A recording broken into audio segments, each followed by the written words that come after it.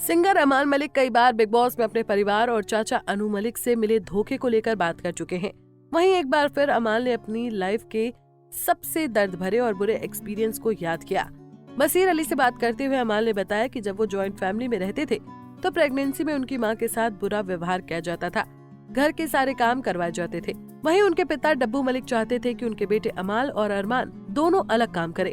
अमाल मलिक कहते हैं कि उनकी मां को उस समय मुश्किल दौर से गुजरना पड़ा जब वो प्रेग्नेंट थी।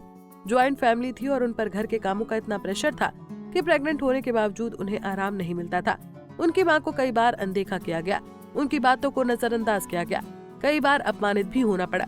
एक दिन जब सब्र का बांध टूटा तो उन्होंने अलमारी पर हाथ मारकर अपनी तकलीफ बाहर निकाली। वो कहते हैं, मेरी माँ की मजबूती और हिम्मत ही मेरी सबसे बड़ी प्रेरणा है। मेरी माँ झांसी की रानी है।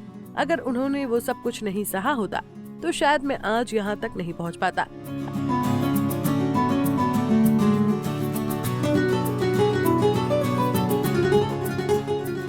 अरमान ने आगे बताया कि मलिक लेगेसी की शुरुआत सरदार मलिक मेरे दादाजी से हुई थी, लेकिन उसे आगे बढ़ाया अनु मलिक ने। जिस साल मैंने सूरज डूबा है किया, उसी साल उन्होंने मुंह मोह के धागे बनाया। टैलेंट दोनों तरफ बहुत है, लेकिन मुझे असली चोट तब लगी जब मैंने अपने पापा को टूटते देखा। बहुत सालों बाद उन्हें कॉल आया स्टूडियो। उन्होंने गाना डब भी किया, लेकिन उसी दिन कहीं और वही गाना सुना, वो भी उदित जी की आवाज में। पूछने पर पता चला ये तो 3 साल पुराना गाना है।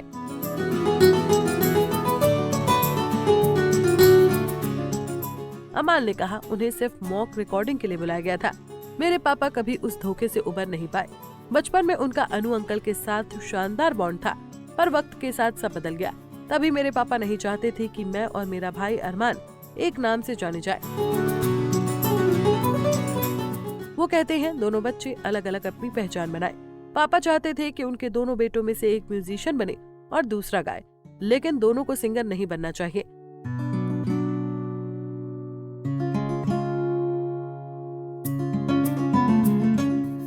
अमाल मलिक ने बताया कि एक मौका देने का सपना दिखाकर उन्हें इस्तेमाल किया गया, जिस वजह से उनका आत्मविश्वास टूट गया था।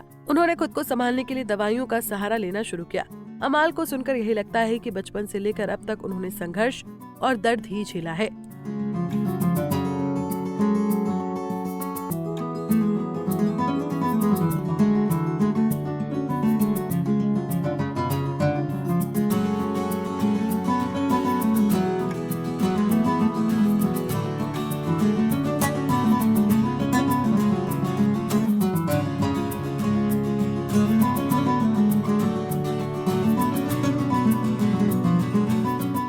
ऐसे ही और वीडियोस के लिए आप नारी के पेज को YouTube पर सब्सक्राइब, फेसबुक पर लाइक और इंस्टा पर फॉलो करना ना भूलें।